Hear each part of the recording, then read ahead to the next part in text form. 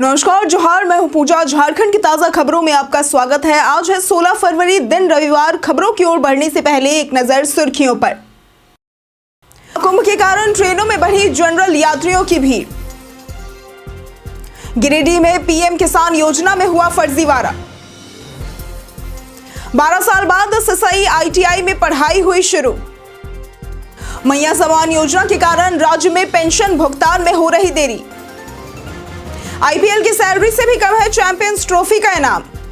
चलिए अब बढ़ते हैं अब तक की बड़ी खबरों की ओर विस्तार से। महाकुंभ के कारण ट्रेनों में बढ़ी जनरल यात्रियों की भीड़। महाकुंभ में यात्रियों की भीड़ बढ़ने के कारण ट्रेनों में समस्याएं उत्पन्न हो रही है। स्लीपर से लेकर एसी कोच तक में जनरल यात्रियों ने आरक्षित सीटों पर कब्जा कर लिया है। इसके कारण कोच में घुटन जैसी स्थिति बनी हुई है। रेलवे ने स्पेशल ट्रेनें चलानी शुरू की है, जैसे धनबाद टुंडला कुंभ स्पेशल, हावड़ा टुंडला कुंभ स्पेशल और अन्य ट्रेनें। 18 स्पेशल ट्रेनें पहले ही फुल हो चुकी हैं और रेलवे को अतिरिक्त ट्रेनें चलाने की आवश्यकता हो सकती है। भीड़ की निगरानी वॉर रूम से की जा रही है। रांची धनबाद में पानी की सप्लाई हुई ठप।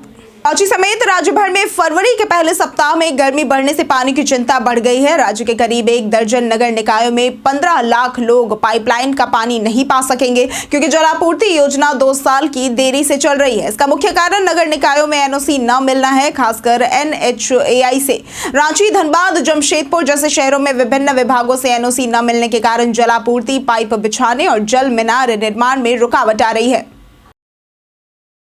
गिरिडीह में पीएम किसान योजना में हुआ फर्जीवाड़ा। गिरिडीह जिले में प्रधानमंत्री किसान सम्मान निधि योजना में स्वतः निबंधन और अनुशंसित लाभुकों की सूची में फर्जीवाड़ा सामने आया है। राज्य स्तर पर जांच में पाया गया कि कई लाभुकों के दस्तावेज संदेहास्पद हैं, जैसे कि वंशावली विवरणी और भूमि रसीद में मेल नहीं खाना और एक ही भूमि रसीद कई आवेदकों द्वारा अपलोड की गई है। कृषि सचिव ने भी सभी उपायुक्तों को सत्यापन प्रक्रिया में सावधानी बरतने और दोषी अधिकारियों के खिलाफ कार्रवाई का निर्देश दिया है।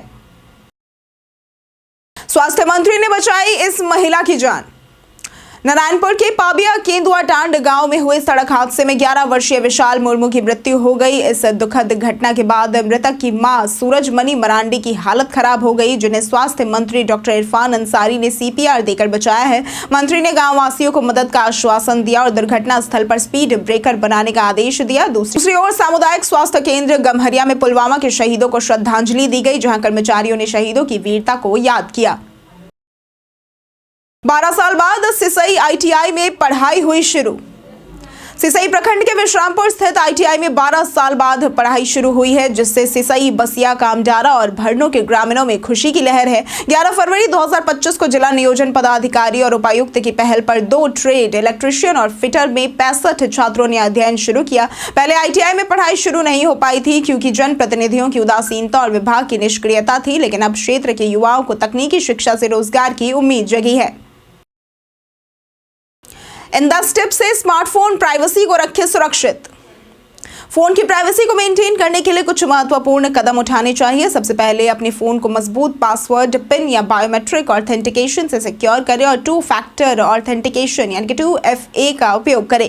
सॉफ्टवेयर को नियमित रूप से अपडेट रखें और ऐप परमिशंस को लिमिट करें। पब्लिक वाईफाई पर सेंसिटिव अकाउंट्स एक्सेस करने से बचें और ब्लूटूथ तथा लोकेशन सर्विसेज को जरूरत न होने पर डिसेबल कर दें। एनक्रिप्टेड मैसेजिंग ऐप्स का इस्तेमाल करें और अनवेरिफाइड ऐप से बचें। रिमोट वाइप और फाइंड माई डिवाइस जैसे टूल्स एनेबल करें। प्राइवेसी फोकस्ड ब्राउजर और सर्च इंजन का उपयोग करें और क्लाउड बैकअप को एनक्रिप्ट करें। इन स्टेप्स को अपनाकर आप अपने स्मार्टफोन की सुरक्षा और प्राइवेसी को बेहतर बना सकते हैं।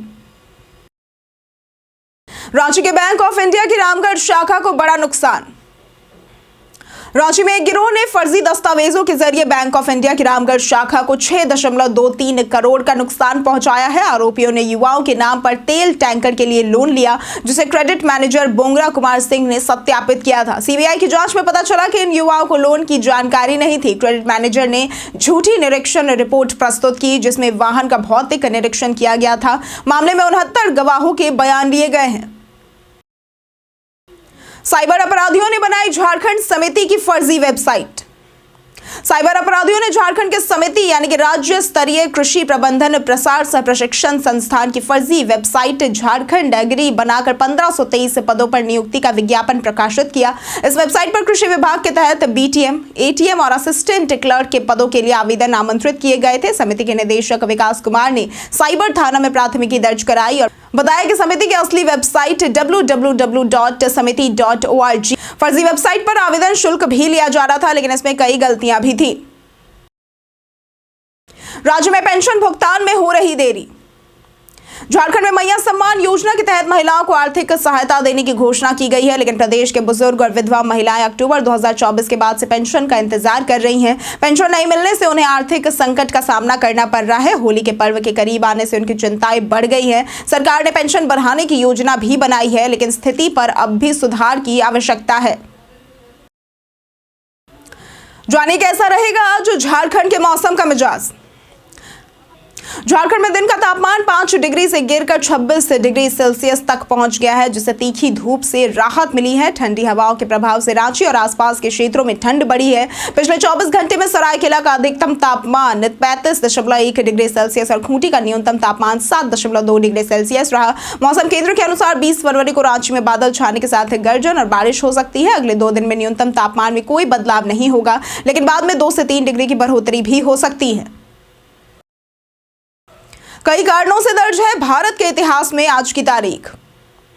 आज के दिन 1982 में कोलकाता में पहली बार Jawaharlal Nehru international gold cup football tournament का आयोजन किया गया था। आज के दिन 1987 में पनडुब्बी से पनडुब्बी पर मार करने की क्षमता वाले मिसाइल को भारतीय नौसेना में शामिल किया गया था। आज के ही दिन 2008 में टाटा मोटर्स ने सेना के लिए लाइट स्पेशियस्ट व्हीकल नाम से एक वाहन उतारा था। आज के दिन 2022 में प्रसिद्ध भारतीय गायक और संगीतकार बप्पी लहरी का निधन हुआ था। और आज के ही दिन 1944 में भारत के प्रसिद्ध फिल्म निर्माता, निर्देशक एवं पटकथा लेखक दादा साहब फाल्के का निधन हुआ था। झारखंड पर्यटन में आज बात होगी बाबा टांगीनाथ धाम की। बाबा टांगीनाथ धाम, जो कि रांची से 175 किलोमीटर और गुमला जिले के डुमरी प्रखंड स्थित लुचुत पाट पहाड़ियों में स्थित है, एक प्राचीन धार्मिक स्थल है। यहाँ सैकड़ों शिवलिंग और देवी देवताओं की प्रतिमाएं पाई गई हैं, जिन्हें हाल ही में पुनः स्थापित कर आकर्षक मंदिर का रूप दिया गया है। धार्मिक मान्यताओं के अनुसार यह स्थान भगवान परशुराम का तपोस्थली है, जहाँ उन्होंने शिव की उपासना की और अपना फरसा जमीन में गाड़ा था। महाशिवरात्रि पर लाखों श्रद्धालु यहाँ पूजा करते हैं। खास बात यह है कि जमीन में गड़े इस त्रिशूल पर कभी भी जंग नहीं लगता, जो इसकी पवित्रता को भी दर्शाता है। स्थानीय झारखंड में फरसा को टांगी कहा जाता है, इसलिए इस स्थान का नाम टांगीनाथ धाम पड़ गया था। जेल से गिरोह संचालित करने वालों पर पुलिस का शिकंजा।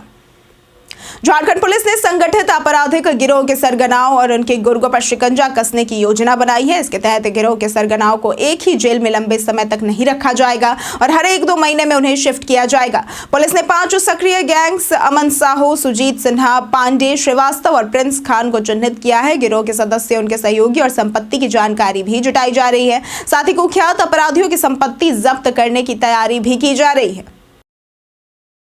आप भी तकिए के पास मोबाइल रखकर सोते हैं तो हो जाए सावधान।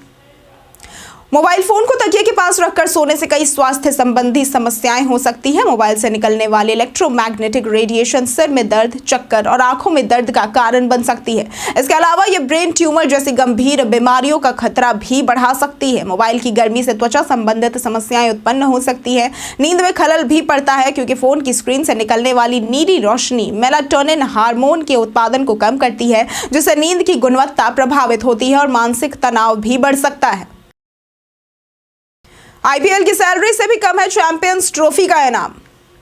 चैंपियंस ट्रॉफी के प्राइज मनी का ऐलान हो चुका है, जिसमें विजेता को 2.24 मिलियन यूएस डॉलर यानी कि करीब 20 करोड़ रुपए और उपविजेता को 1.12 मिलियन डॉलर यानी कि करीब 10 करोड़ रुपए मिलेंगे। हालांकि ये रकम आईपीएल खिलाड़ियों की सैलरी से भी कम है, क्योंकि ऋषभ पंत को आईपीएल 2025 में 27 करोड़ रुपए, श्रेयस अय्यर को 26.75 करोड़ रुपए, वेंकटेश अय्यर को 23.75 करोड़ रुपए, हेनरिक क्लासन को 23 करोड़, निकोलस पूरन और विराट कोहली को 21 करोड़ रुपए मिलेंगे। इसी के साथ बढ़ते हैं आज के सवाल की ओर। आज का सवाल है, झारखंड के राजकीय पशु का क्या नाम है? आप अपना जवाब हमें हमारे कमेंट सेक्शन में लिखकर जरूर बताएं। आज के लिए सिर्फ इतना ही। झारखंड की तमाम खबरों के साथ बने रहने के लिए देखते रहे न्यूज़ झारखंड और हमारे चैनल को सब्सक्राइब जरूर करें। साथ ही अगर आप फेसबुक पेज पर देख रहे हैं तो लाइक और फॉलो जरूर करें।